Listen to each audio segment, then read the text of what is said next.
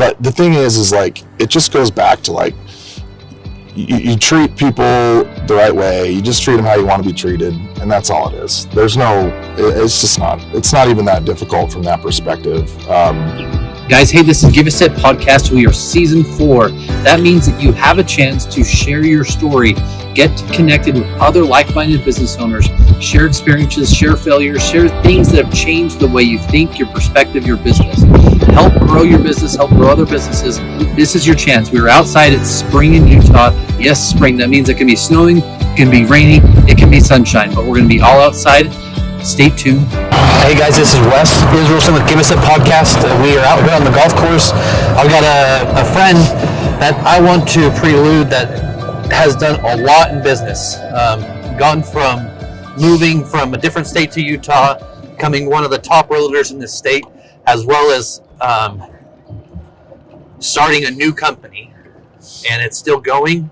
You got multiple employees, and success is real. The struggle is also real. You can talk about all of it, guys. I just want you to introduce yourself, the name of the company, and maybe a quick intro to who you are. Yeah, Wes, thanks, man. So I'm Spencer Williams. My company is On Record Title. I own it with Christian Higbee, a longtime friend. So together we got On Record Title. We've got right now there's about 11 of us full time, and we've got another 6 or 7 part time. And yeah, started 2 years ago, and just working like crazy to build it. Tough climate, but we're making some good strides. That's awesome. And a good friend of ours, both of ours, connected us, Holly Sterling. So thank you, Holly. When you watch this, just thanks, and thanks for being you. Thank you, Holly. Holly's amazing. She is. She has been my longtime go-to lender. Yeah, she's just really good at what she does. Yeah. Outside of that, I want to go back to maybe you were born in Utah. Yeah. And then you moved to Washington. Yeah, so as a baby, we moved to actually New Jersey for 4 or 5 years, and then my dad got a job at Hewlett-Packard in Corvallis, where their main plant was. So I grew up in Corvallis, Oregon, about 2 hours south of Portland. It's where Oregon State University is. And then came out here almost 20 years ago, and been loving it here ever since. So I'm going to ask, are you an Oregon fan or a Utah fan? I'm an Oregon State fan, actually. Let's be specific, right? Yeah, because you got the Evil Ducks, and you got the Lunch Pail Beavers, and I'm a Beaver believer. Actually, I didn't miss a home game for Oregon State football for over a decade. Wow. And of course now it's the Pac nothing, and it's a joke, and it's hard for me, but I graduated from Oregon State as well. I had a 2.2 GPA. I don't want to brag, but 2.2. And I got a degree in business. You got a degree in business. You got a minor in something else. What was that? Yeah, I think it was athletic administration. I always just like sports, and I couldn't figure out a better minor. So those classes sound more fun than some of the other choices. So. And then you went on a mission. Yeah. So I graduated Oregon State right after I turned 22, and then I left shortly after. Did a mission in Veracruz, Mexico, from age 22 to 24. So that was 06 to 08. And then right after that, came out to Utah and started slinging real estate. I mean, that's I think how important was the mission in your development for real estate? Not really being afraid just to go knock doors. I mean, honestly, it was huge because I had knocked doors in Mexico for 10 or 12 hours a day. I mean, that's just really all we did was knock doors. So I was used to it. The disappointment, the no's, like, it didn't faze me right at that point. You get a lot of that. But that really was the catalyst, both working hard, and then the door knocking is really how I built my real estate business. I knocked doors 6 days a week, and I'd go in the evening. Saturday I'd go anytime, but weekdays I'd go in the evening, and I wouldn't go home until I talked to 36 people. And that was a metric at the time I was given, that if you talk to, for every 36 people you talk to in real estate, you'd get one transaction out of it or something. So I would knock. It'd take 2 to 3 hours. Oh, that's crazy. That's crazy just to think about that. You said 36 people you would talk to. That was your goal, to hit 36 people. And that would turn into generally 1 or 2 leads? So the stat that I was given at the time by Nina McGee, love you, Nina. Sure, she's a listener, because everyone is. But yeah, so the stat should be right. The stat was 36. For every 36 people you talk to about real estate, 1 transaction would come out of it. Now, that didn't hold true, because I talked to 36 people 6 times a week, and I wasn't doing 300 transactions a year. But it certainly got me rolling, and met a lot of great people, and helped them. So I knocked a lot of apartments, and that kind of made my time a little more efficient. So I'd try to find the high-end apartments, looking for buyers, and then buyers turn into sellers a few years later, and so yeah, that's kind of how I got my start as a real estate agent. And we kind of skipped over it, so I want to kind of go back into it. But you said 2008 you came home from your mission, which was about the time the housing market crashed. Yeah. Crashed. And that's when you started in real estate.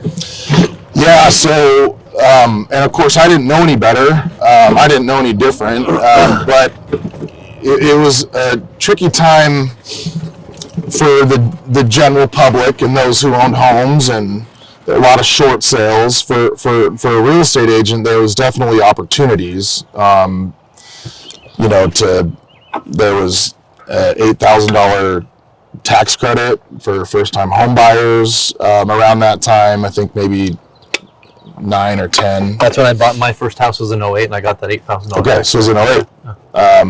So that was helpful. That drove a lot of business, and then rates were good, prices were low, and coming down. They probably bottomed out in 2010 or 2011.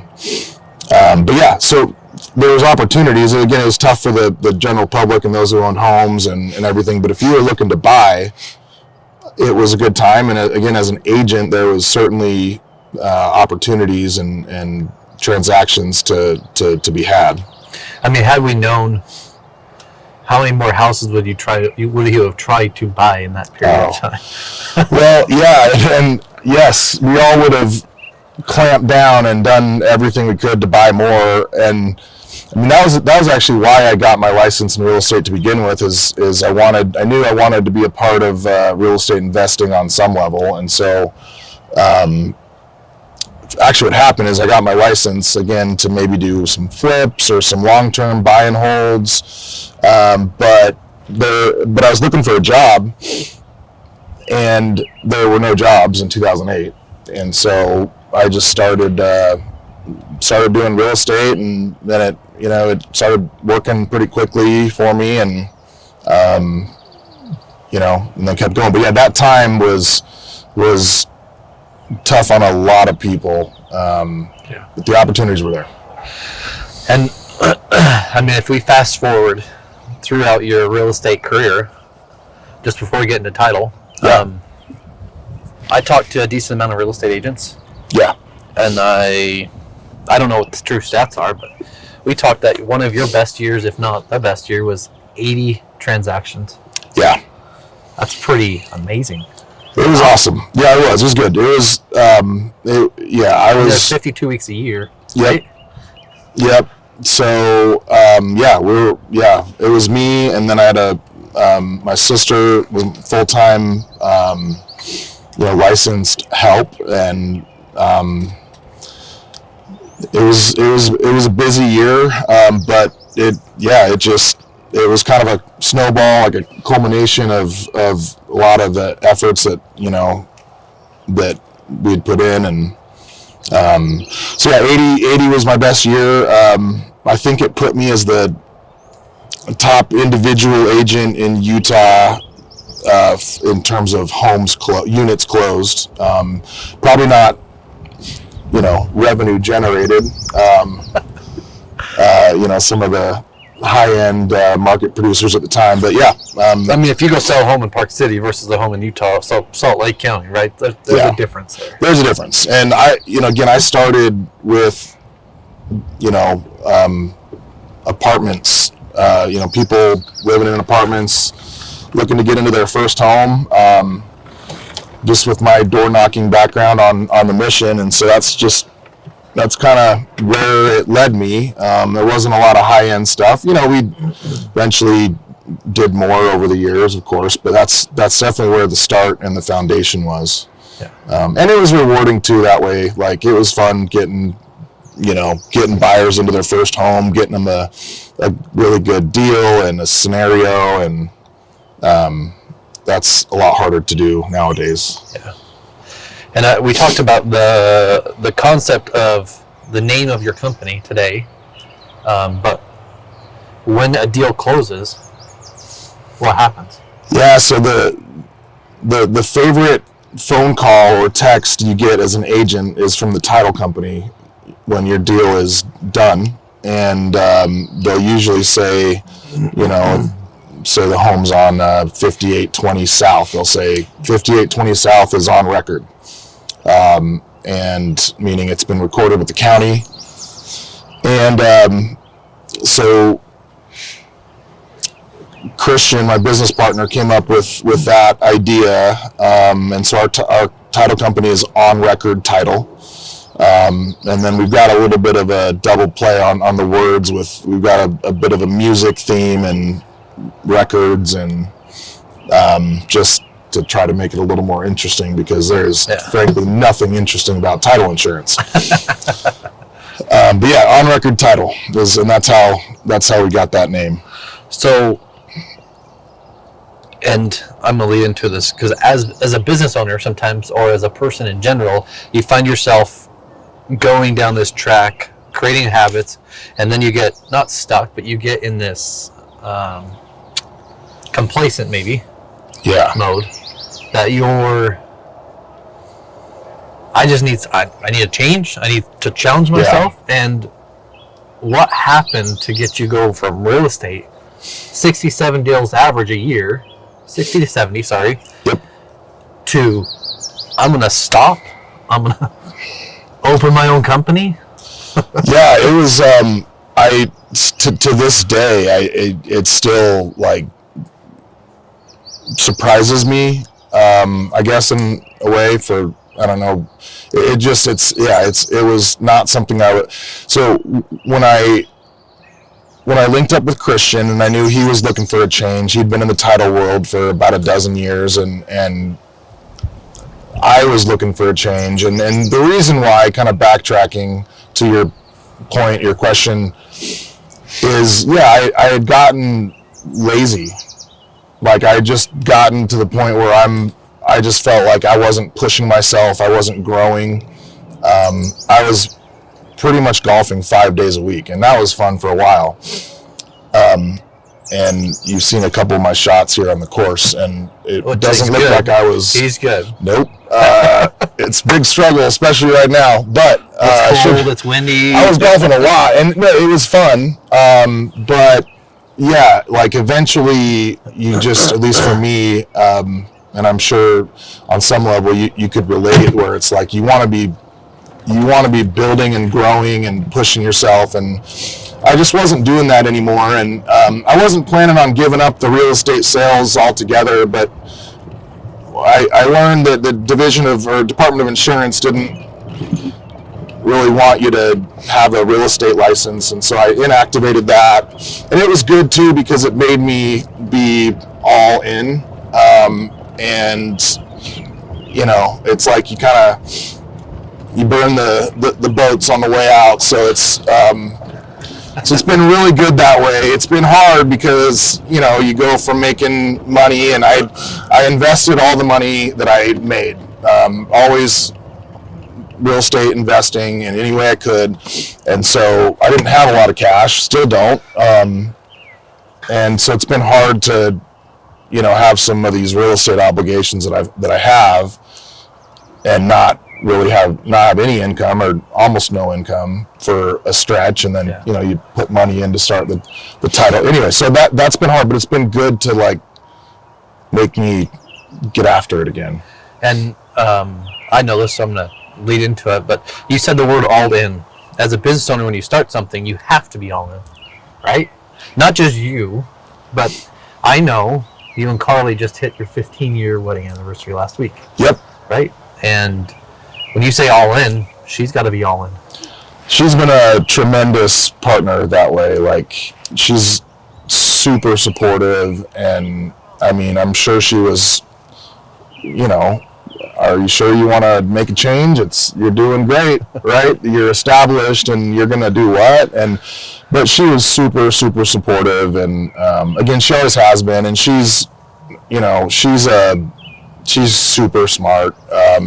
So she's been running our, you should see these spreadsheets she builds for our rental properties, and she's a George Washington law grad, worked at Curtin and McConkie for a stretch. But yeah, so she's been really supportive. She's been a great partner that way.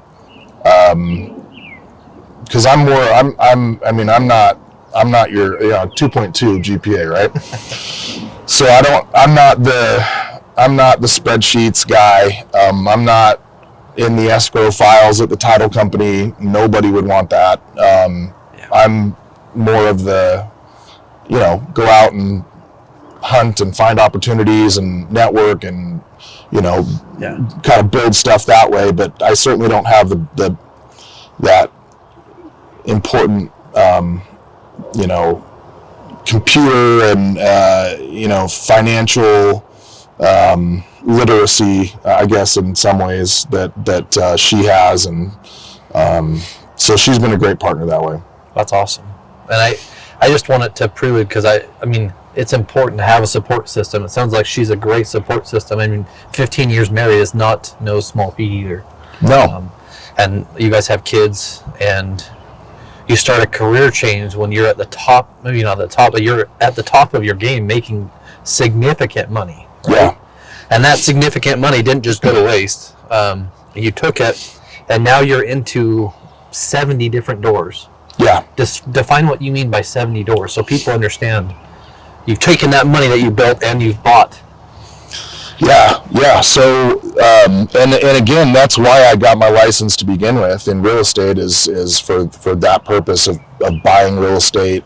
So bought my first duplex in 2008 with my brother, and we still own it today. Little marmalade charmer. And so that'd be 2 doors. And then really everything. So then over the next, especially, you go back to that time we talked about with the crash, I definitely wish that I would have found ways to buy more. We all do. But I was able to get purchase and make some headway. And so my goal when I started real estate was to own 100 doors. And I'm about 70. I've got a partner on, maybe 25 of those. So I've got a little ways to go to get there. And the last few years I haven't haven't really been buying.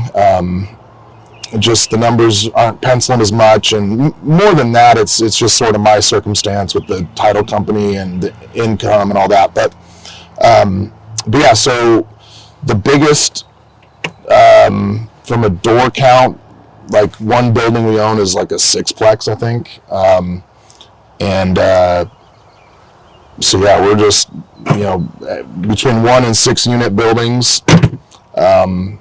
Was able to do a lot of seller financing, which was really helpful, because you eventually run out of loans. They just won't give you anymore. Doesn't matter if the cash flow. No, yeah, it's like, they, at least for the traditional residential loans, which are always the most favorable from a term perspective, get the best rate, 30 years, 30-year amortization, 30-year balloon. So anyway, you run out of those, and so you got to get a little more creative with how you buy, and we're able to do that. And then also, again, bring on some partners that could qualify. But yeah, 70 doors and trying to get to 100. And we've got a few other commercial investments that, partial ownership stuff, but yeah, the real game is 100 doors, and we're still working on it. Yeah. And I want to go back now into the title side. Like, I understand what it's like to have a real struggle of going from working. I mean, I don't know what it would be like necessarily being one of the top realtors in the state, making good money, and then transitioning into now money's tight because you start a business. Yeah. Running a business, starting a business is one thing. I mean, starting it from the ground up is completely different. You got to fit a partner, and I know I've got a partner, but I've had multiple partners too, and I know there's a real struggle with partnership at times, right? I've got a great partner who's we started on the truck together in 2003, which is kind of crazy to think about, right? But we've been in this industry for so long, and same age. Got married the same year, oddly enough, in the same month. Just different. Anyway, it's just crazy to think about. But what's been the biggest struggle that you've faced so far in building this company? And two-part question would be, what's the biggest struggle you've faced so far? And then what's been the biggest struggle that you've faced with Carly in doing this whole endeavor? So someone watching that's getting ready to do this thing and has a spouse is going to go through. Yeah. So touching on that first, I think it's, part of the reason, one of the other reasons that I made the change was in the hopes that I'd have a little more of a, an exit strategy or something, right? In a way? That too, where maybe you can sell the business down the line. That's definitely part of it. And also so that I could kind of hone in on my hours, so that title tends to be more of a 8:30 to 5:30 job, more so than as a realtor, right? And as a realtor, you're at the mercy of your clients, your evenings, weekends, whatever. So that was part of the goal too. And so probably the biggest struggle is the long hours. When again, the idea was to be home more, and I probably haven't been. I certainly haven't been compared to my last few years in real estate, where inventory was low, and so you weren't out showing homes all the time. And anyway, that part's been pretty challenging, I think, on her. I mean, you look at the spring slate for kids sports and baseball, and like they got to be places at like 5:00, and I'm like, I'm not, I'm not ready to leave at that time. So that's been really challenging, and it's a sacrifice for her in that way, for sure. But the hope is that you put in the time now. It's not forever that you're going to have to be doing these long hours, and yeah, the hope is that that'll kind of become easier over time. That's probably been the biggest struggle from a work perspective. The biggest challenge that we face. That was the question, right? Yeah. So, man, that's a tough one. It's every day is full of so many challenges. So, early on, the challenge is, okay, well, we need business. We're already paying rent. We're already paying software, insurance, all this stuff. Yeah. So where's the business, right? And so early on, it was like that was a big struggle. Not a struggle, but it just takes time, right? You're starting over. Especially for me, I didn't have any. I know realtors, and realtors are who drive our business or drive business to us. Yeah. Builders, realtors, lenders, but it takes time to, get people to change who they're closing with, and get them over to give you a chance. And so that took a lot of time. And then we've come a long way. We've come a really long way, and we've had some back like best months yet, and really made some headway. But now it's like, now the problem is the back end support, and we lost a key member of that support staff. Because you go out and you sell and you promise, and it's like, hey, look, we're this and we're that, and we can do it in this speed and for this price and whatever it is, but then you got to deliver on it. And for me, I'm used to being able to deliver on it myself. As an agent, it's like, hey, I'll do this for you, and I know I can back that up because I'm the one doing it. Yeah. And I can control that. Well, in this scenario, I'm relying on my staff to do that, right? And my staff is incredible. And so I'm not suggesting that they're not in any, living up to that, but it's just a different animal when you work hard to get all that and then you hand it off, and you've got to be dialed. And so losing some, like our key support member, who she had to move out of state, that's been really tricky. And so we're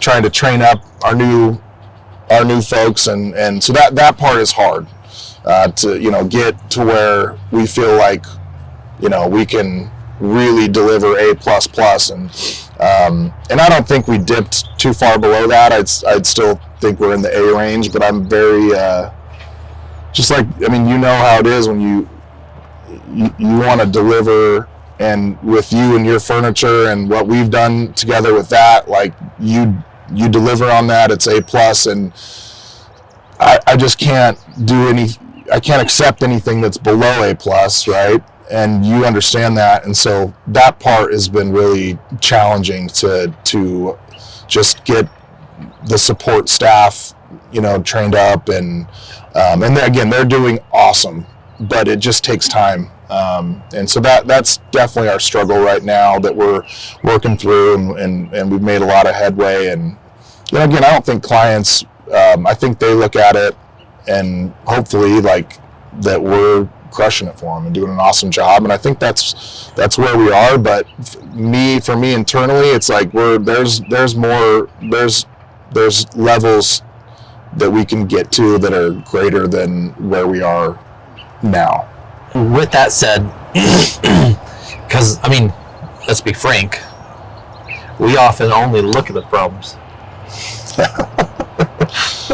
Sometimes it's hard to see all the good that's really happening, right? Or all the steps and progress and things that we've done. Thank you.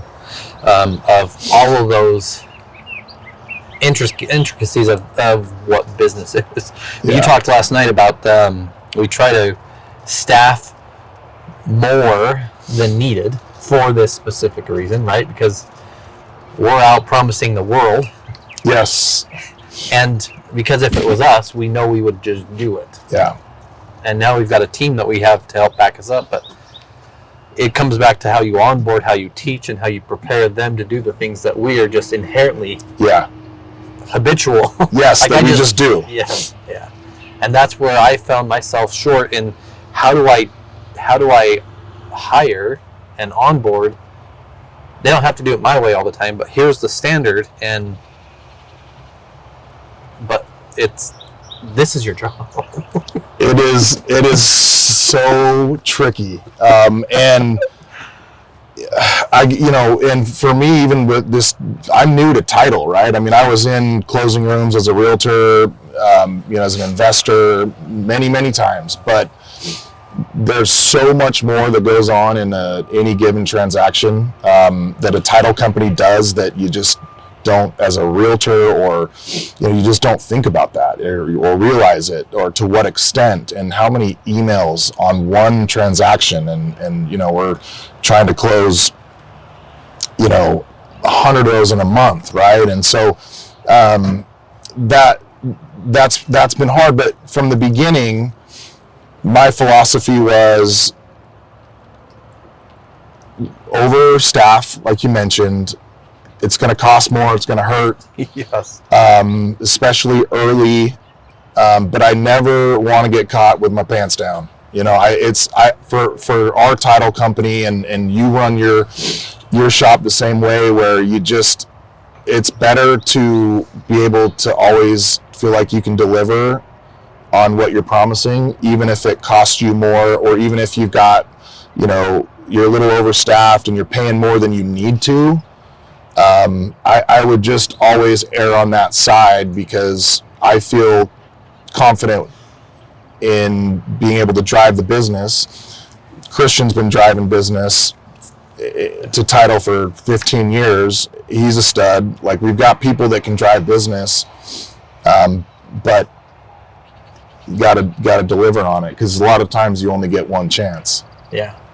I mean, it's such a crucial time too, because in some cases it's their first and only ever biggest purchase of their entire life. Yeah. Right? And I mean, has it closed? Can I get my keys? Where is my money? Like, all of those things that come along with just what the realtor is going to deal with the client. But now you're there and you're like, I got you, realtor. I'm taking care of it. And yeah. I mean,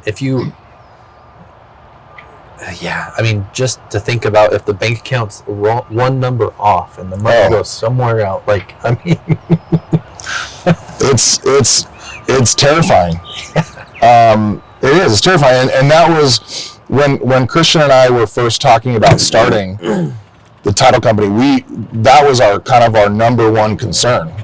It was, okay, how do we not get caught up where there's some fraud that happens, or like why money's intercepted, right? Or how do we keep that from happening? How do we make sure that people are wiring to the right place and they're not getting the bogus wire instructions, via an email account that looks like ours, right? Just all that stuff. And so that's another part where it's like, okay, we're going to overpay so that to protect, so that those things just really don't happen, but B, if they did, that we've got protection to make things whole, make things right. And so we've got different platforms that, it's so overkill, but again, we'll just always would rather err on the side of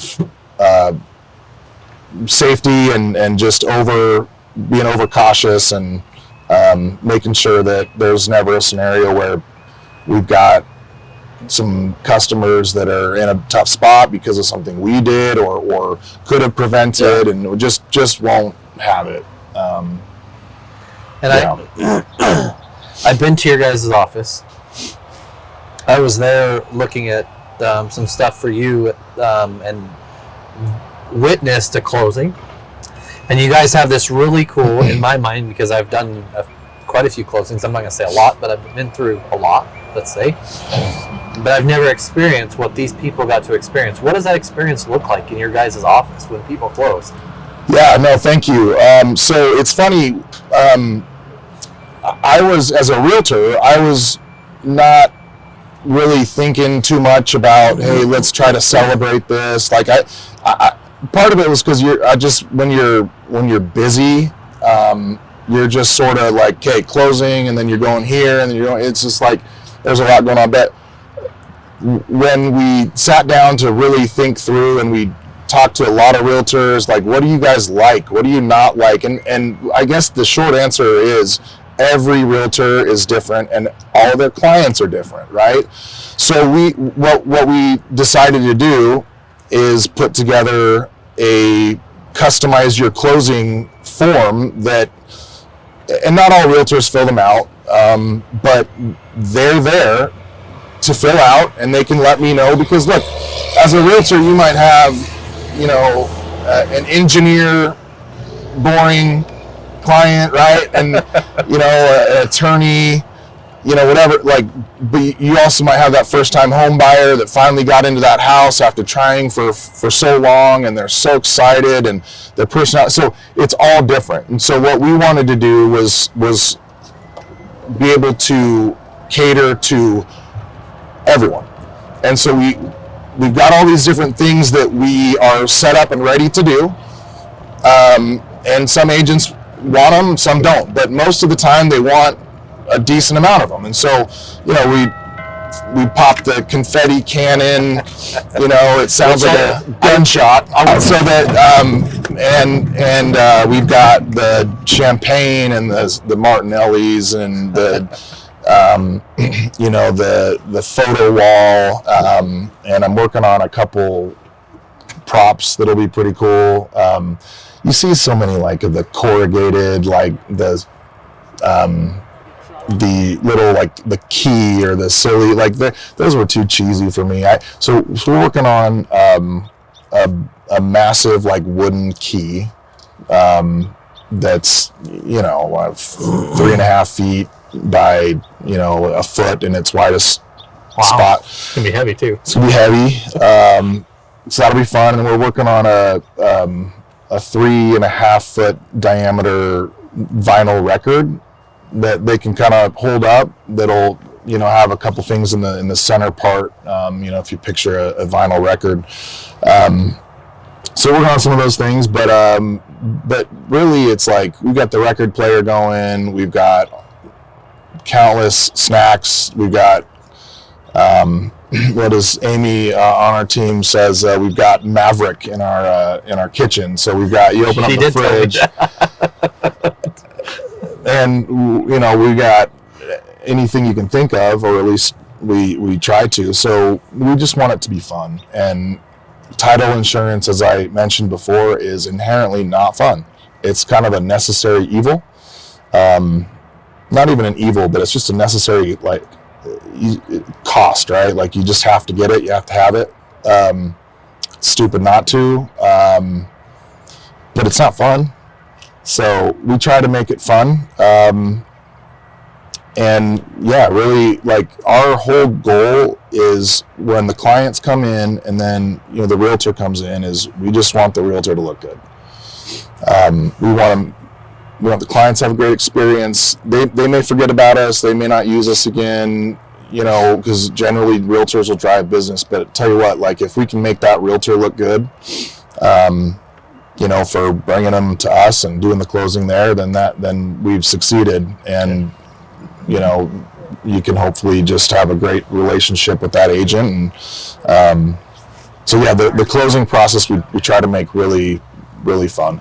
I mean, the lady I don't remember what her name was, but because I never asked, but she had been there multiple times, because I heard her say this is anyway, they're buying investment properties or development properties or whatever, but she's like, this cannon gets me every time. So I know she's been there multiple times. She still jumped when it's a gunshot. We warn everyone, hey, this is going to sound like a gunshot. And I'm sure that the other, businesses in our building are what is going on at On Record Title?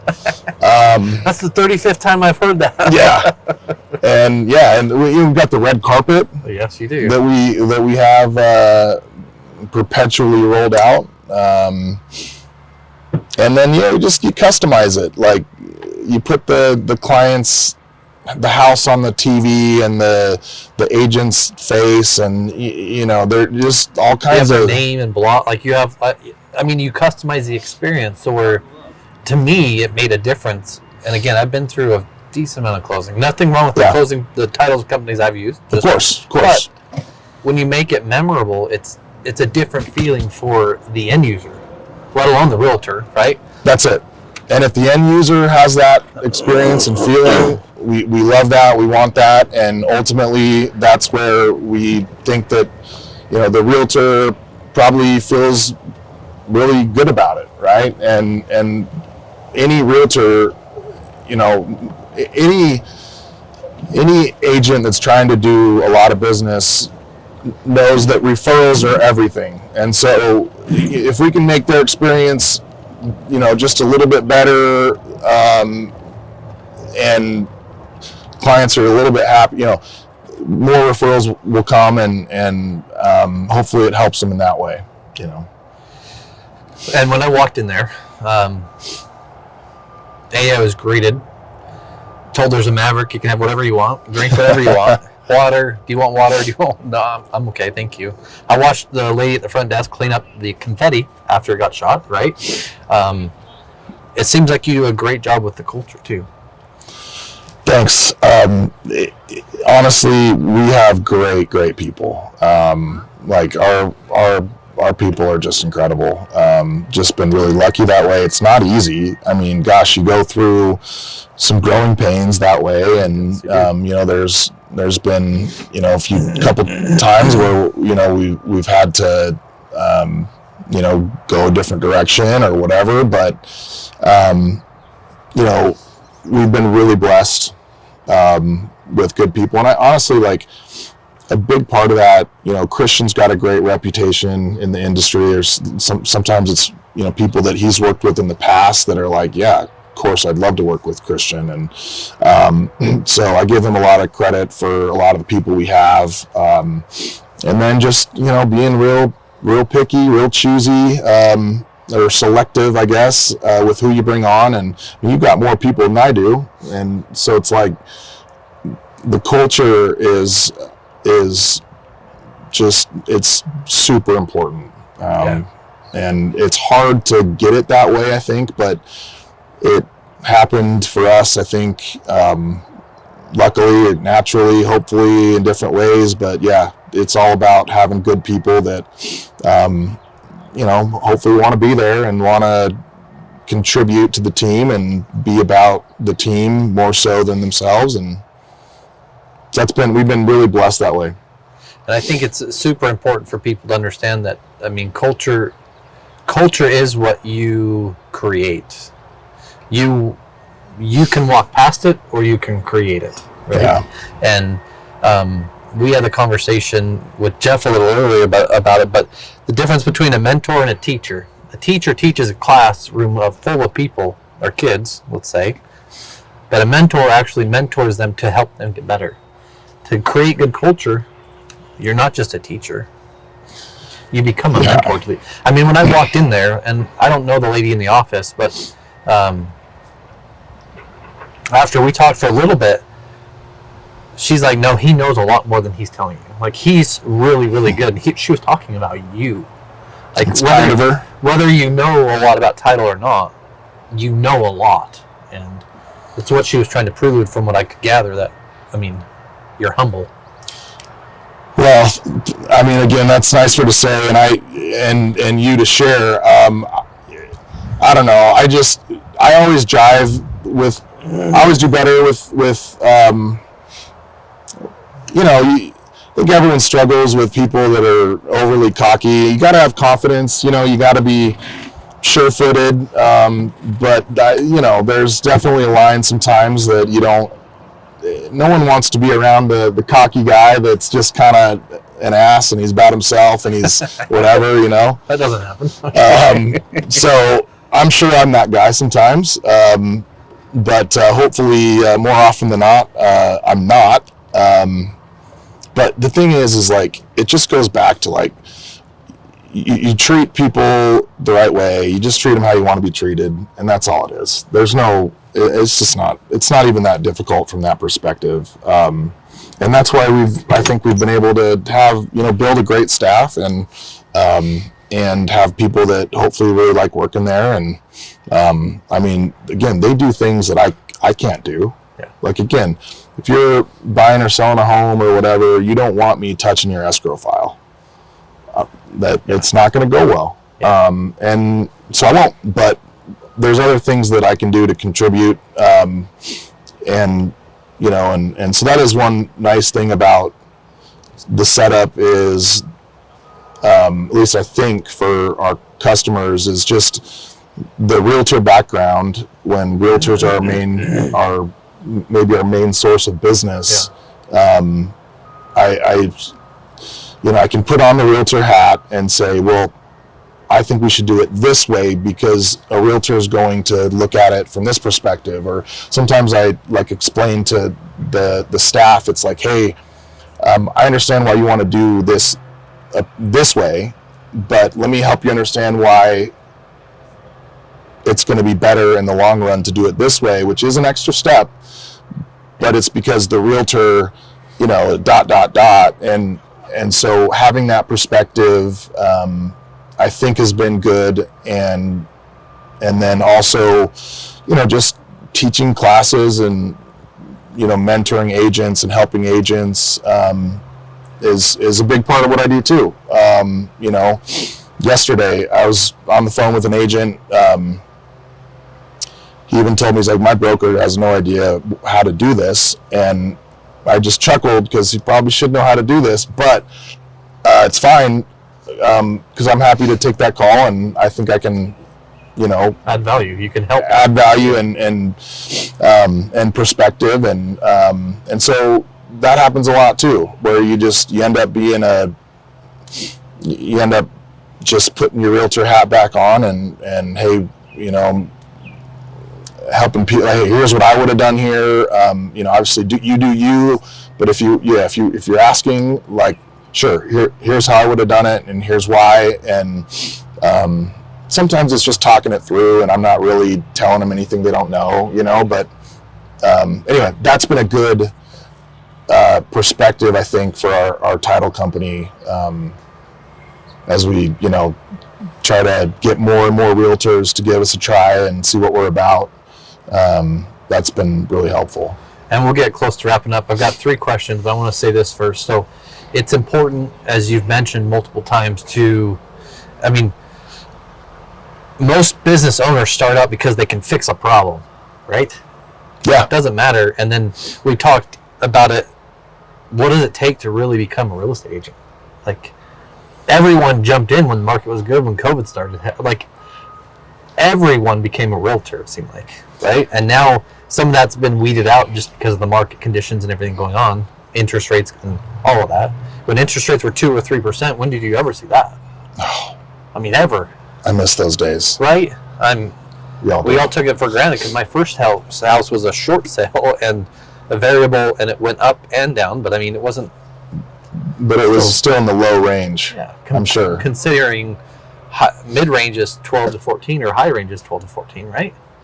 Who knows? They said interest rates were in, the 20s back a long time back. I don't know how long ago anyway, but. So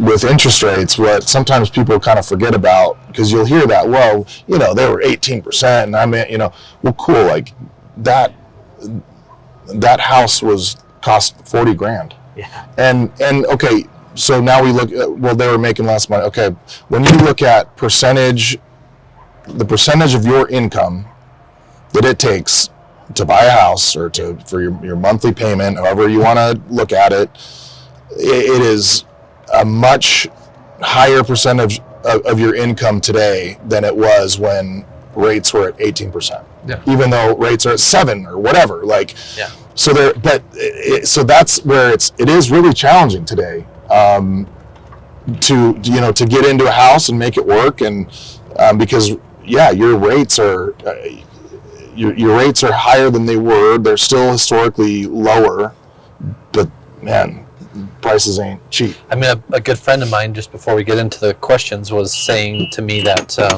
the median homeowner is, I think he said, between 34 and 30, I don't know, before they can buy their first home, right? I bought my first home in 2008, and my wife and I just got married, so 2021, right? And maybe 22. And anyway, it's just crazy to think about. But you said something important that I wanted to highlight, which was back to what I was saying a few minutes ago, is how we are really good at a craft. Most people that are really good at something start a business. Sometimes they just stay in what they're doing, right? But Yeah. we start in the business, and then you realize, hey, I've got all of these other aspects that I have to do.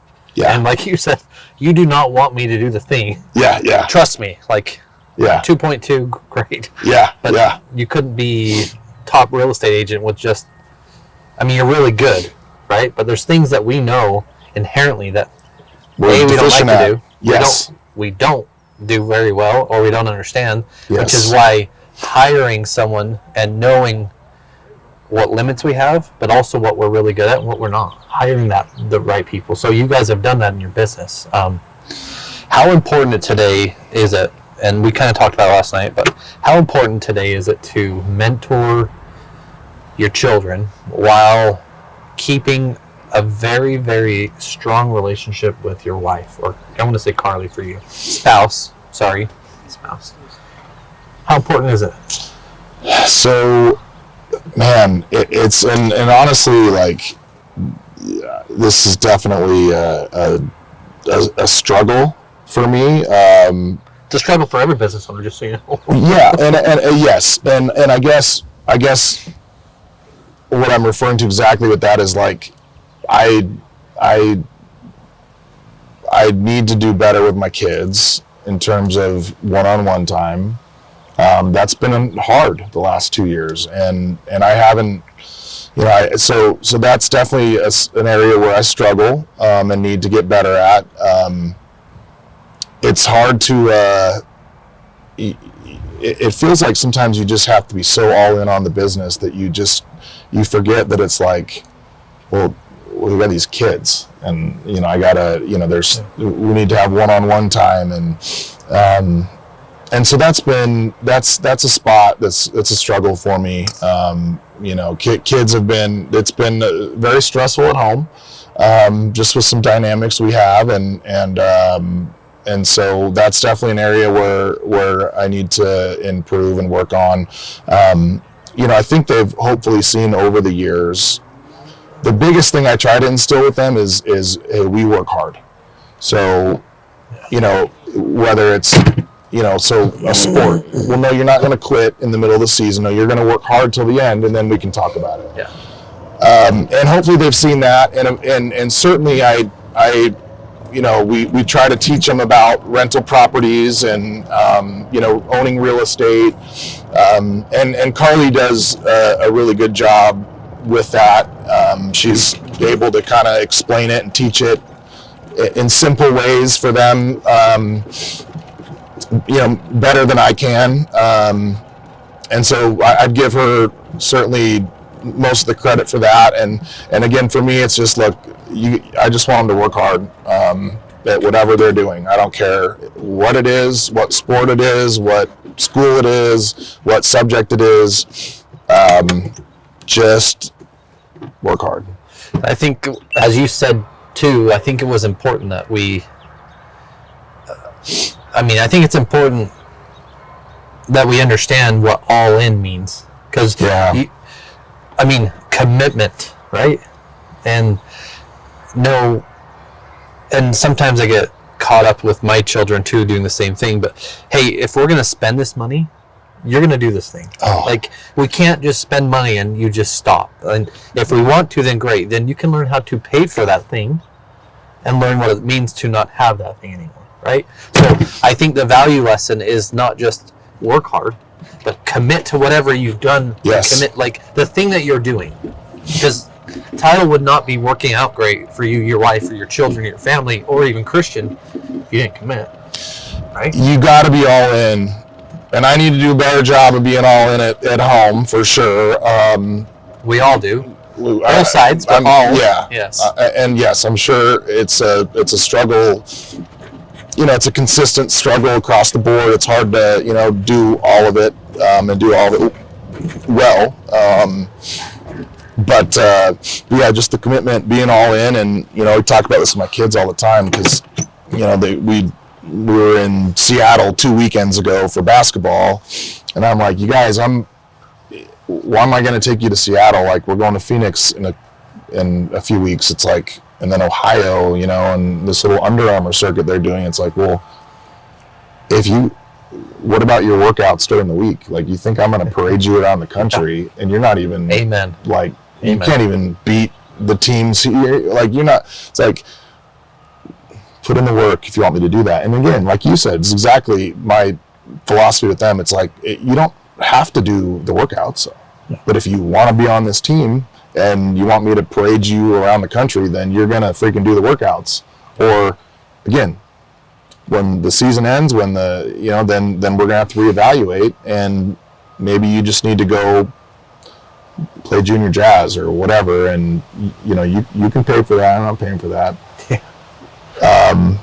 But you don't have to do the work, and that's okay. Like, if you don't want to do it, don't do it. But if you're gonna do it, then do it. And that's hopefully the business philosophy too. And that's what I was going to lead into, because how we treat our children, how we do that is generally how we do within the business. I mean, it's very hard. Yeah. It's very hard to separate the two. Yes.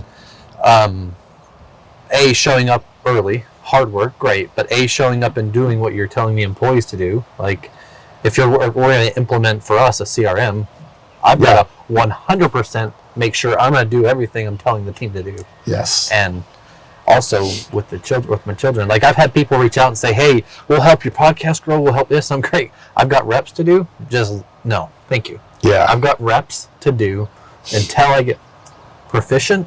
I'm good. Yeah. There's no magic pill out there that's going to make you great at one thing. You just have to stack the days. Like you did. 36 people a day, stack them days. Yep. That's 6 days a week. You got to do it every day. Yeah. How do people get a hold of your team on Record Title? And if a real estate agent is listening today, how do they get a hold of you? Yeah. Thank you. So on recordtitle.com, and we're located in Midvale, there in Fort Union, kitty corner to the Noodles and Company. But we also we travel. We're set up to where we can do closings anywhere. We also do a lot of seller side closings online. Super simple. But on recordtitle.com. And just, you can reach me directly too, 801-599-5703. And would love to, whether you're just buying, selling a home, you need title insurance, you're doing a refinance, we would love to do an awesome job for you. Yeah. And guys, I just want to say thank you for this, seriously, and it's been great. There's a lot of title companies out there, there's a lot of real estate agents out there. Just do your job to vet great people that are going to try and take care of you above and beyond. And watch the clip that Alistair put in here for what a closing experience could be like for your customer, because it's really cool to see. Yes, thank you. Yeah, thanks.